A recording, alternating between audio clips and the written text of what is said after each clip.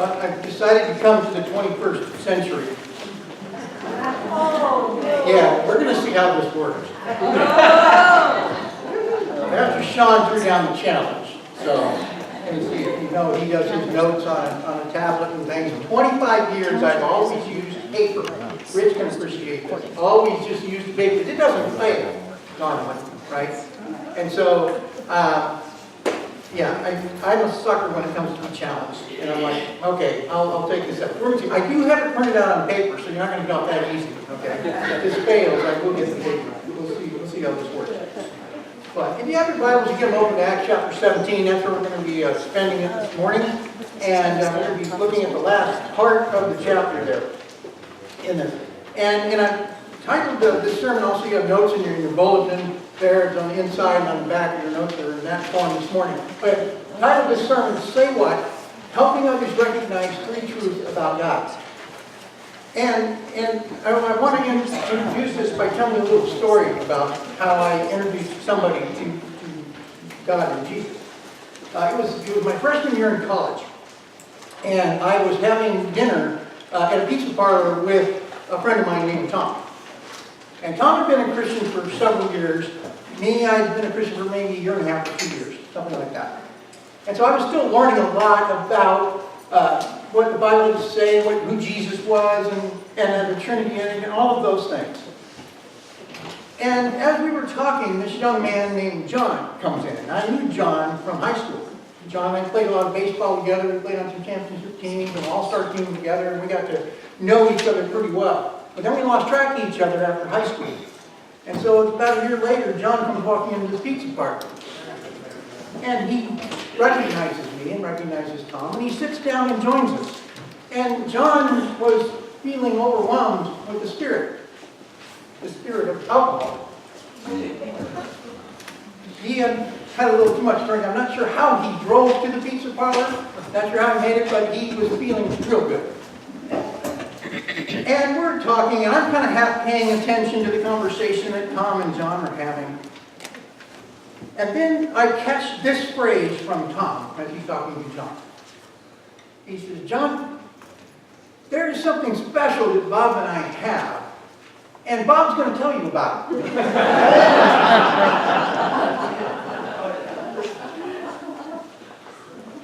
You know that deer in the headlight look? I had that. And I'm like, what are you talking about, dude? You're putting me under the bus here with this thing. I mean, I had not gone to Bible college. I hadn't taken a Billy Graham School of Evangelism course or anything. I mean, who am I to be sharing about this, right? Scared to death. But the opportunity was open. Again, I can't not accept the challenge. I'm just that way. And so, all right, I'm going to do the only thing I know to do. I'm just going to share what the Bible has to say about God and about Jesus. Not a bad plan, right? That's a good thing. But I started in Genesis 1.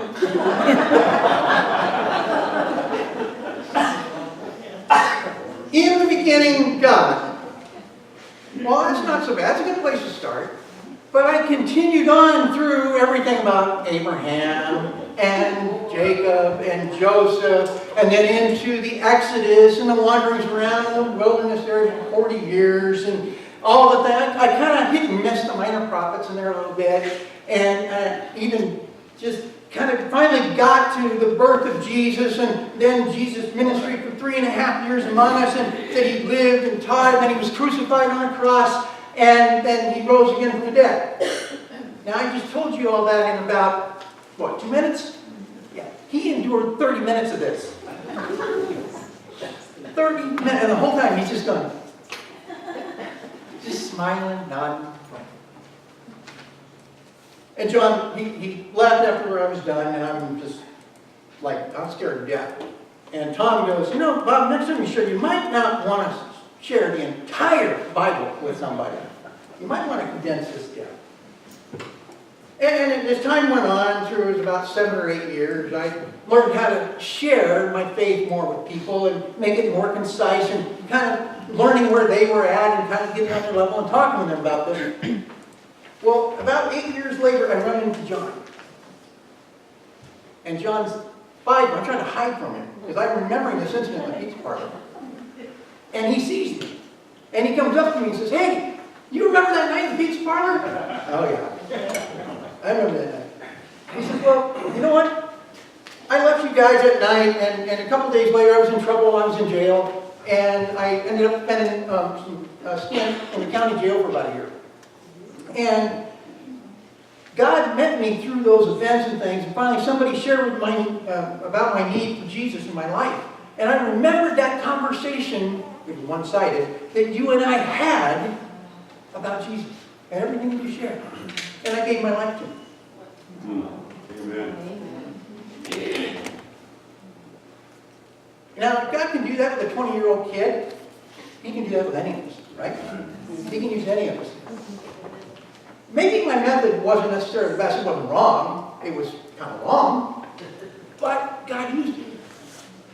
And the only thing that as I look over that event, is I think back to, you know what, if I had taken the time to learn a little bit about where John was at in his life at that point. See, at 20 years old, my one goal was, I got to get this out, shotgun approach. I'm just going to blast him with the gospel, right? Sometimes that's okay. But sometimes we need to take a moment and find out where people are at and meet them at that level. Because, especially today, people don't have a very extensive background about the Bible, about who Jesus is, about creation, about God. They are not biblically literate today. Matter of fact, many people 25 and under have never been in a church. I don't know the percentages. I've heard various percentages. Let's just say it's 30%, between 30 and 50%, have never been in a church.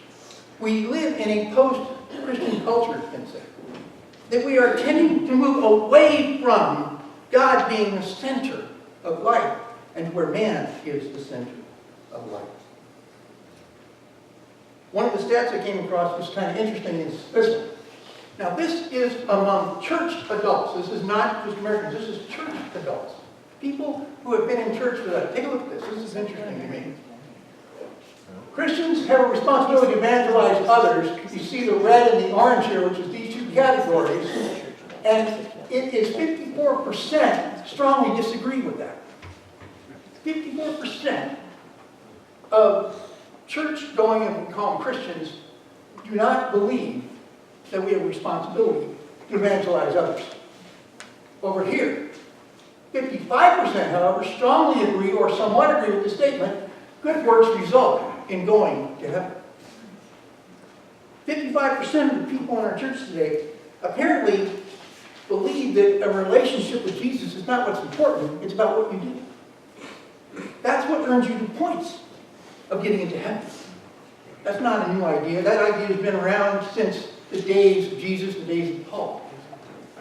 The Pharisees had that kind of scheme. They said that if you did all of these good things and you did all these bad things, you put them on the scale and you hoped at the end of the day that the good outweighed the bad, and for that day you would make it into heaven because the good outweighed the bad.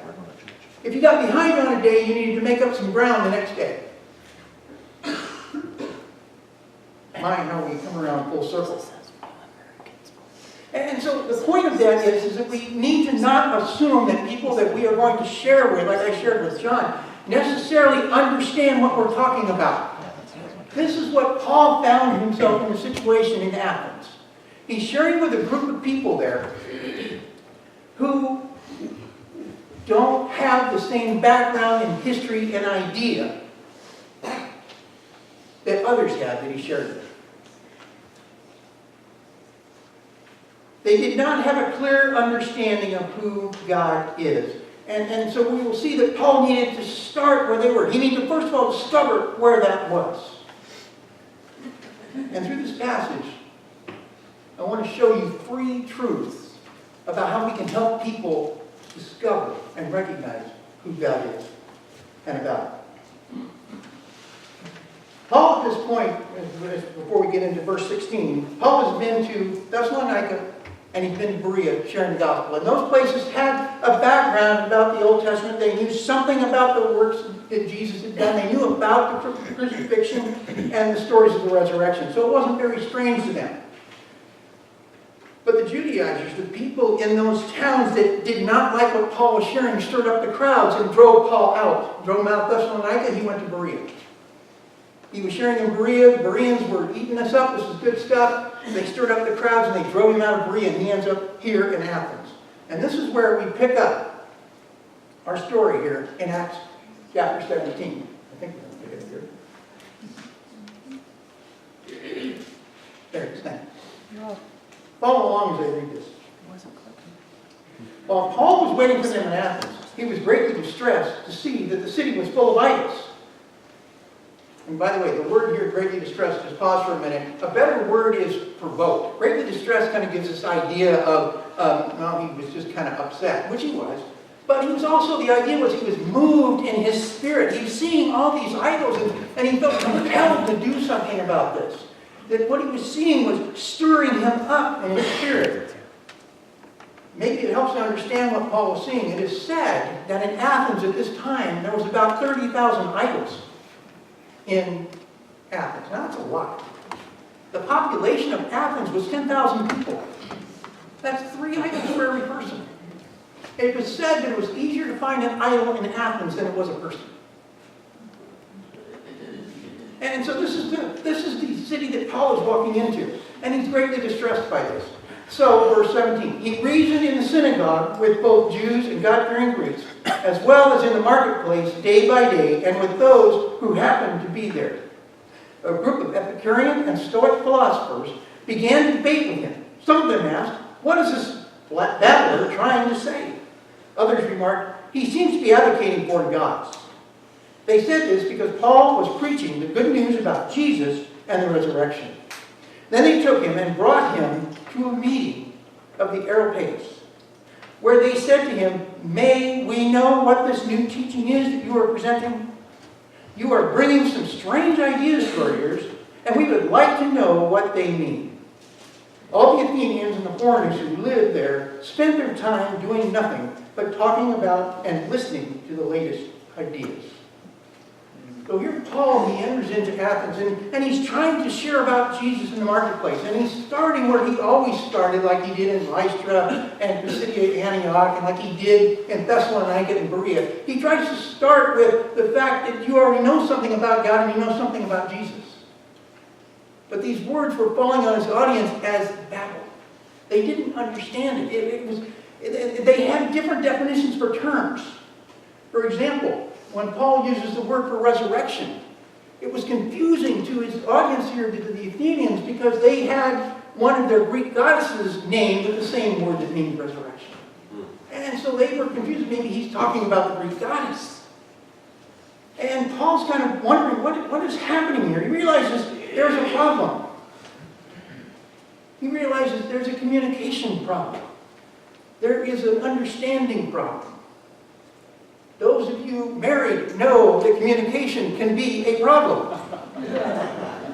You know that when you say something to your wife and you think it's very innocent, she looks at you with that look of, "How did you live so long and know so little?"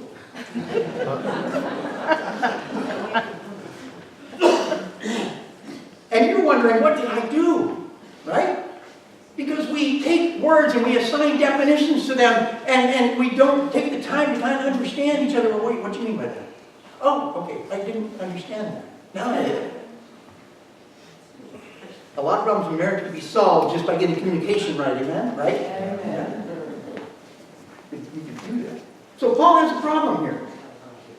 His audience does not understand what he's saying, and he realizes. And so then Paul then goes to the first step. This is not going to work. Shirley, you're just going to have to advance it for me. Thank you. First step in helping them to recognize truths about God is that we need to help people recognize that God is. See, the Athenians didn't realize that there was a God. Look at this. Paul then stood in the meeting of the Areopagus and said, "People in Athens, I see that in every way you are very religious. For as I walked around and looked carefully at your objects of worship, I even found an altar with this inscription, to an unknown God. So what you worship is something unknown. I am going to proclaim to you. Look at where Paul started here. First of all, he acknowledges, I see you're very religious. I see that you have some understanding there's something bigger than yourself. You don't know what it is because you have an altar to an unknown God. And I'm going to show you who it is that you've been worshiping, or who you would want to worship, or who that inside of you is stirring you up. I'm going to show you who it is that you should be connecting with. Paul's saying it's God. And you're on the right track. And let me tell you about it. There is a God. Now, this is a little bit strange for his hearers too, because you need to understand something about the Epicureans and the Stoics. Who were these people? The Epicureans were what we would call existentialists. They were people who lived for the experience, and their primary chief end in life was to live for pleasure. They were very hedonistic in their approach to life. To whatever felt good, they would do. And pain and suffering was to be avoided at all costs. And so, the morality wasn't the issue. It was what, if it was good and it felt good, do it. If it brings you pleasure, do it. They did not believe that the world was created by God. They believed that matter just kind of came together. Does that sound familiar? Our evolutionary theory, that supposedly everybody says Darwin kind of purported, actually was part of this back at the time of Paul. It's not something new. For years, people have been saying that the earth just somehow happened. It just somehow came together. That matter just somehow arranged itself, and this world that we live in and its complexity just happened. Have you ever stopped to think about just how complex our world is, our bodies are? You realize that when you walk on this earth, that you are walking with 14.7 pounds per square inch of air pressure pressing outside all around you? There's a thought, there's a stat. But if that thing varied one little bit, one way or the other, it would have bad outcomes for us. Our earth spins on its axis at a certain speed. If it went a little slower or a little faster, there would be dramatic climate change, and probably we'd not even have life as we have. Our bodies, the way that they're constructed, the way the heart works, the way all the vessels and the brain and everything's all connected, and all the organs function, and all the things, it's complex. It just can't happen just out of nothingness. I mean, to me, it's like if I went to Home Depot and I bought a bunch of lumber and nails and screws and everything, whatever, and I knew a hurricane was coming through Redding. And I threw all that out in front of the hurricane and put it down and said, okay, the hurricane now is going to stir all this lumber up, it's going to build me a house. First of all, hurricane.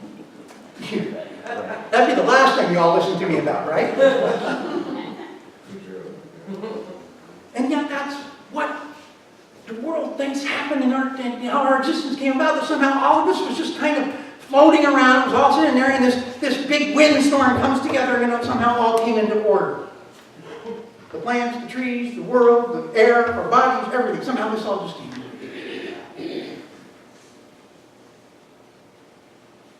And Paul says, look, there is a God, and the creation speaks about him. When you look at the complexity of our bodies, look at the complexity of this earth, there has to be a designer. There has to be one who put these things into order. There has to be one who created this existence that we have.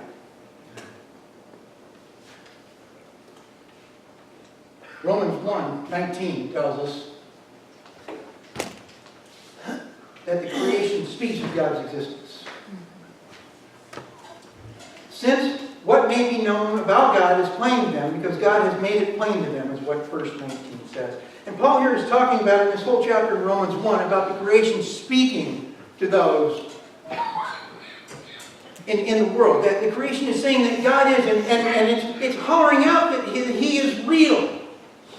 And so that men are going to be without excuse. That's what Romans 1:18-23 talk about.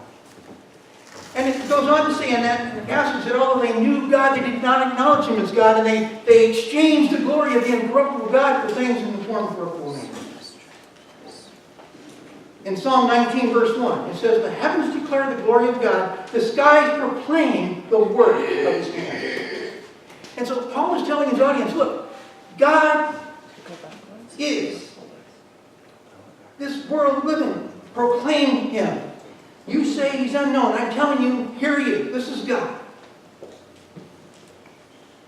And so the first work we have is to help people, perhaps when we understand where they are, is to help them understand that God is. They may not know that.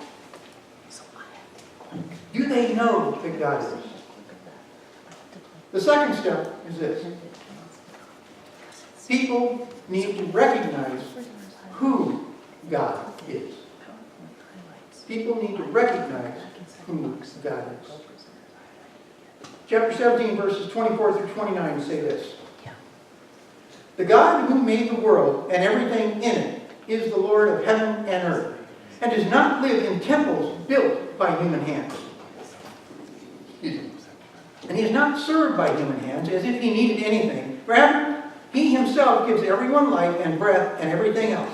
From one man he made all the nations, that they should inhabit the whole earth, and he marked out their appointed times in history and their boundaries of their lands.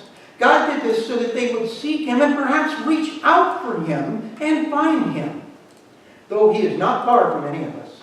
For in him we live and move and have our being. As some of your own poets have said, we are his offspring.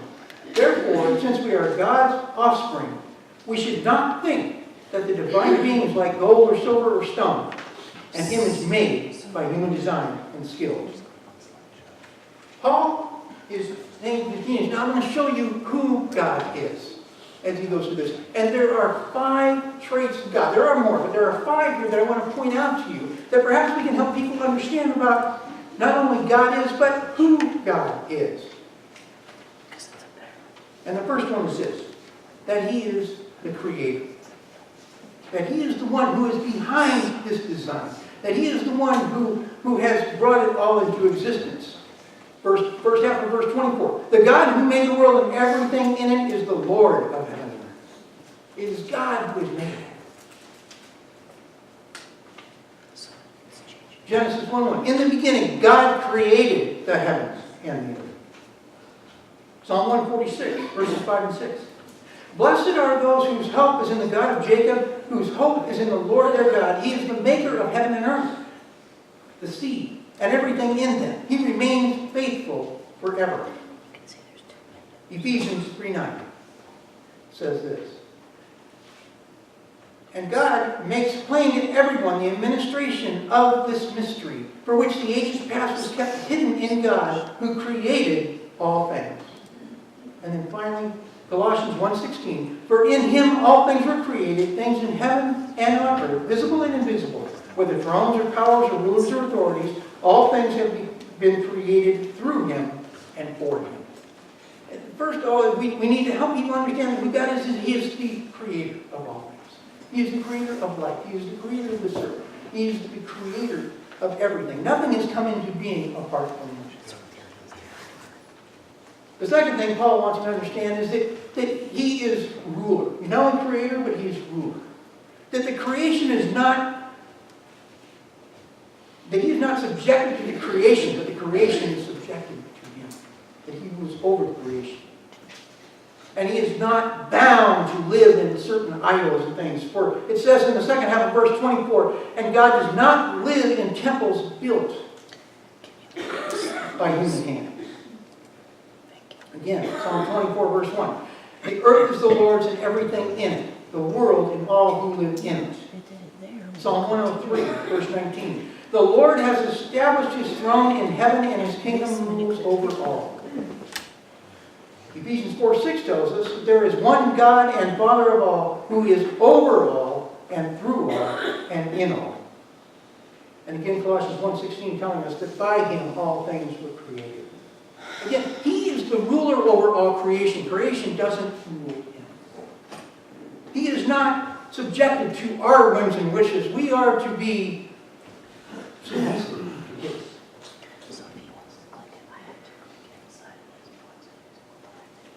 We need to understand and help people understand that he is not only creator and ruler, but he is also giver. He is also giver. Verse 25. And he is not served by human hands as if he needed anything. Rather, he himself gives everyone life and breath and everything In Deuteronomy 8, verses 17 and 18, the author writes that you may say to yourself, my hands have produced this wealth for me. But you forget it is the Lord your God who has given you the ability to produce wealth. What did Jesus say in John 15:5? Apart from me, you can do nothing. But in Philippians 4:13, Paul says, I can do all things through who gives me strength. Apart from Him, there is nothing we can do because He gives it all. He gives us our breath. He gives us our life. He gives us everything we need for life and godliness. And I think that's what Peter says in 1 Peter. His divine power has given us everything we need for life and godliness.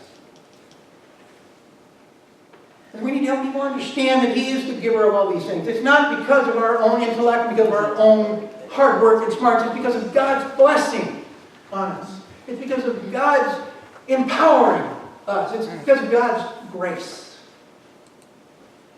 that we have. Psalm 104, verses 14 and 15 says, it's He who makes the grasses grow, and He takes care of all of that. Provides for us. Romans 11:36, for in Him are all things, and from Him all things. James 1:17 tells us that every good and perfect gift comes from the Father above.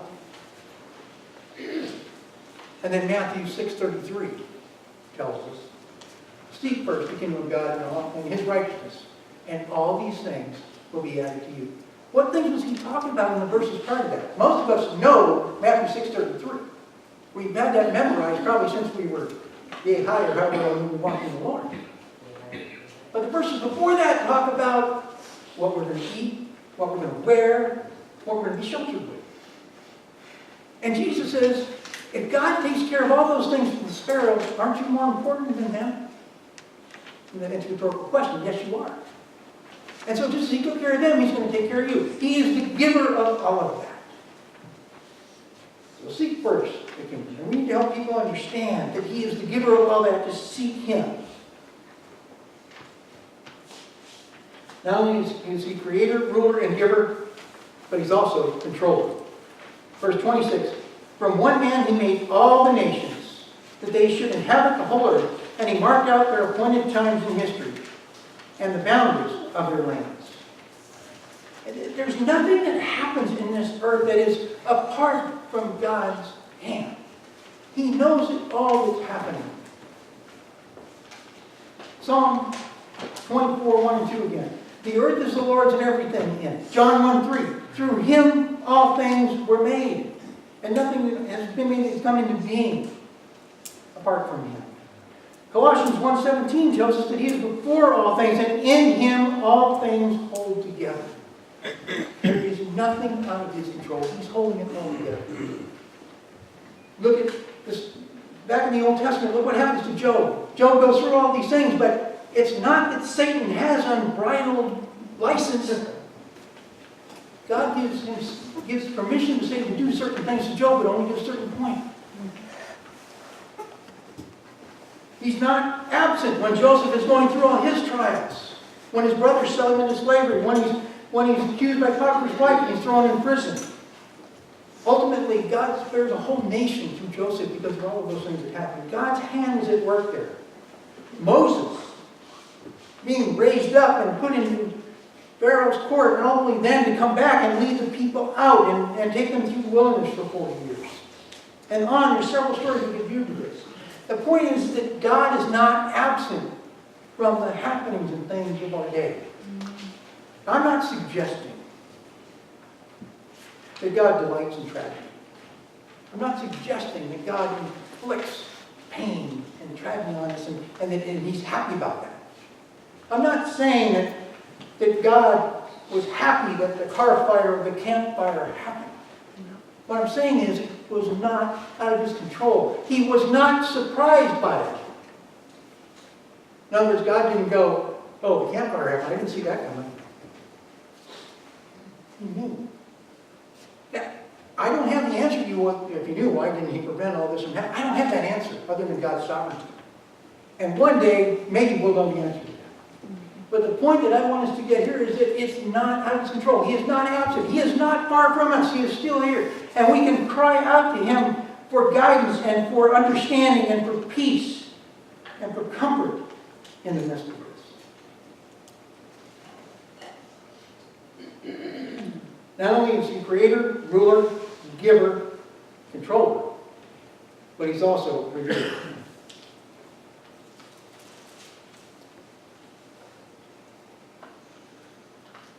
Verses 27 to 29 say this. God did this so that they would seek Him and perhaps reach out for Him and find Him, though He is not far from any of us. For in Him we live and move and have our being. As some of your own poets have said, we are His offspring. Therefore, since we are God's offspring, we should not think that the divine being is like gold, silver, or stone, an image made by human design and skill. He's telling us here that God is revealing Himself. We've already looked at how the creation is speaking about God, and now God is wanting to reveal what He has. And leading up to the third step here in a minute, that He has something more than just what this world has to offer. And He promises that if we seek Him with all of our heart, He will reveal Himself. Jeremiah 29:13. If you seek Me and find Me with all your heart, then you will find Me. If you seek Me and search for Me with all your heart, then you will find Me. Romans 2:14-15 talk about the Gentiles that as they know the law instinctively, even though they've never heard of it, they do the things of the law because there's just this instinct in them. It's what some people refer to a God-shaped void that is in us. That we were created by God to have a relationship with Him. Remember Adam and the fall? Why did God create Adam? Part of it was to have a relationship with Him. Part of it was to have to tend to the garden, to rule over the earth, to do it. But it was to have a relationship with God. When that relationship was broken, then there was this void that occurred. See, prior to the fall, Adam had harmony in 4 areas of his life. He had harmony with God. He had harmony with the creation. He had harmony with himself. And he had harmony with his wife. When sin entered, and they said yes to the forbidden fruit, that fourfold harmony turned into a fourfold disharmony. Now Adam had disharmony with God, disharmony with the creation, disharmony with himself, and disharmony with his wife. But Jesus came to restore all that. He came to bring back a way that we could experience harmony with God in a relationship with Him. That we could experience harmony with the creation and live in it and still subdue it. That we could experience harmony with ourselves and accept who God has made us to be. And accept and restore harmony with each other. With our spouses, with our friends, and our neighbors. Because that is what God intended for us, not only to have a relationship with Him, but a relationship with each other. And Jesus has come to give us that way back so that we could have that harmony once again. We need to help people see that. Hebrews 11:6 tells us that those who believe He exists, He rewards those who seek Him. He rewards those who seek Him by redeeming Himself. Yes, here I am.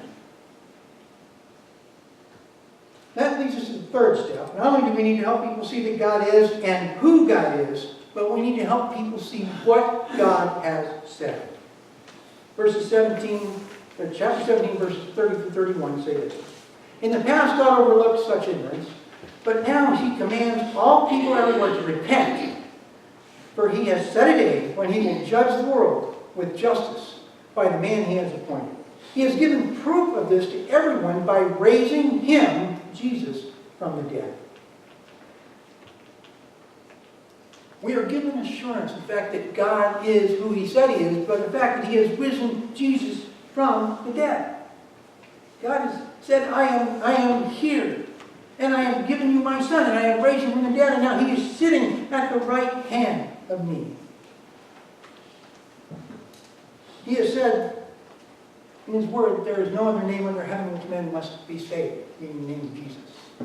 In Acts chapter 4, verse 12, Peter preaches that. Jesus himself said in John 14:6, I am the way and the truth and the life. No one comes to the Father, no one comes into a relationship with God except through me. He goes on to say that anybody who comes in by any other way is a thief and robber. There is no other way. 1 Corinthians 15, verses 1 to 34 is the resurrection passage. Paul explaining about the fact how important resurrection is, and the fact that Christ be not risen from the dead, our faith is in vain, and we are to be pitied above all men. But he says, Christ has indeed been raised from the dead. And there's a new day coming. And God has also said that there's going to be a judgment. That Jesus is coming back and that judgment has been given to the Son, John 5:22-27. And the Son is going to judge in the last days those who are in a relationship with Him versus those who are not. To those who have a living and abiding relationship with the Father, eternal life. Those who don't, eternal separation and damnation. The parable of the sheep and goats in Matthew 25, verse 31 and following illustrates this. It tells us that there is going to be a judgment, and He's going to separate the nations based on where they're at in this relationship. Are we with Him, or are we not? Or those are some of the things that God has said that we can help people recognize. That yes, He has come to give us life and give it to the full. We need to have that good news in there as well. And the fact that yes, there is a judgment. But you don't have to succumb to the judgment. You can come out on the good side.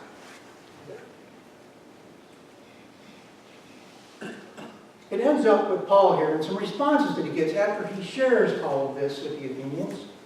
Verses 32-34. When they heard about the resurrection of the dead, some of them sneered, but others said, we want to hear you again on this subject. At that, Paul left the council.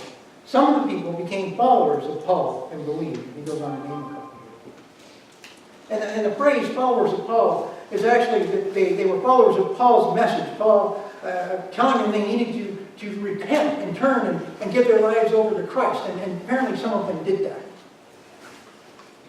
Repent means change of mind, a turning around from a way of life into a different direction. To put off the old and embrace the new.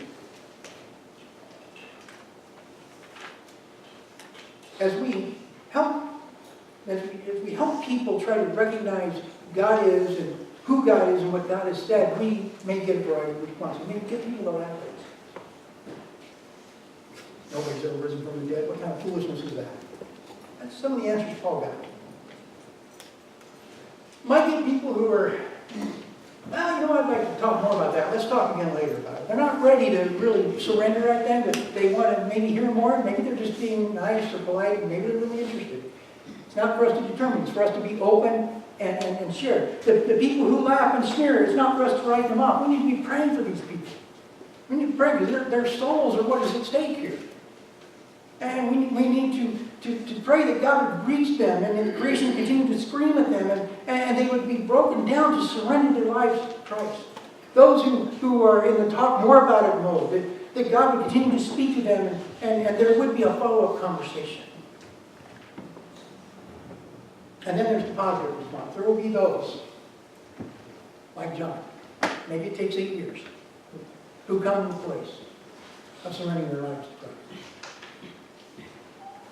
Sometimes I think we get caught up in feeling like we're responsible for the results of what happens when we share Christ with people. It's not our responsibility for the results. Our responsibility is to share Christ. I'm suggesting that part of our responsibility is to embrace, first of all, understanding where people are at in their understanding of who God is. And start there. And walk graciously and humbly along with them in introducing them to the one who gives life and gives it to the and not to abandon them if they say, I really don't want nothing to do with that. But in all love and grace and humility, continue to just come alongside as best we can. but to leave the results to the Holy Spirit, because that's His work. It's His work to move men and women and children in their hearts to Him. It's our job to be obedient to the call He's placed on our lives, and that is to share Christ at every opportunity God puts in front of us.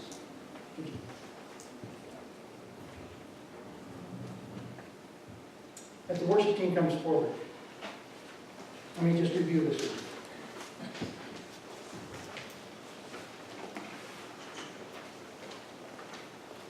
you. We need to help others recognize who God is. We need to help others recognize God is. And we need to help others recognize what God has said about Himself. And there's so much more I could say about all of these. But I think you get the idea.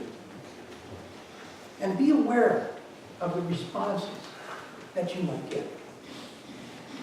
Might get people that, like John, just kind of smile and nod and kind of leave. Only 8 years later to have surrendered his life. Might get people that never come around. So it seems. There's one thing I know for sure. That if we don't take the opportunities that God presents our way to shine the light of Christ into a life, it's probably not going to happen. We pass that opportunity. It may not come that person's way again. Sometimes the only glimpse of Jesus people get is what they see in and through us. And so what kind of witness are we? What kind of witness are we of the fact that God is and who He is and what He said? As we go into 2019, let us make it a year where we deepen our commitment to live life with Him, for Him, and through Him. Continuing to encourage one another with those words. Let's pray together.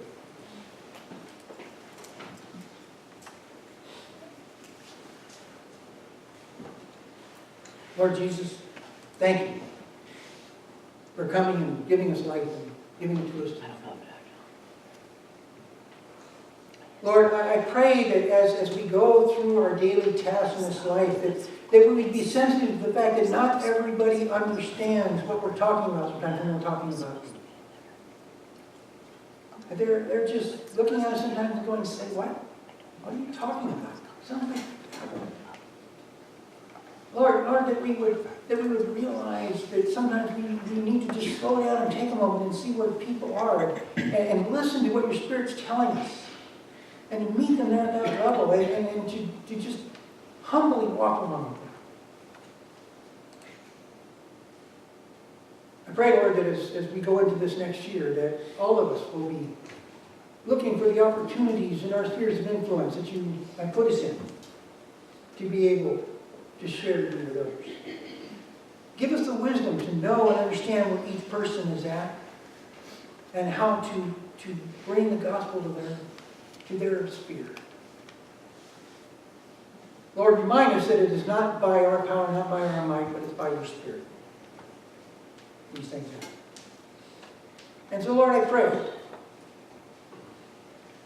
that we will not lose sight of this, that we will embrace the challenge,